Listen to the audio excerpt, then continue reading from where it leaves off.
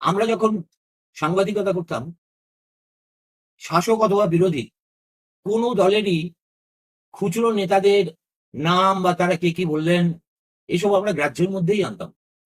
বস্তুত তাদের নামও ভালো করে জানতাম।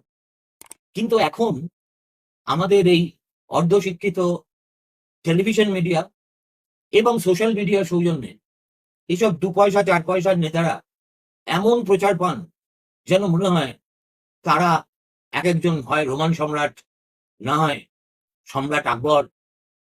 এই ধরনের গুরুত্ব তাদের দেওয়া।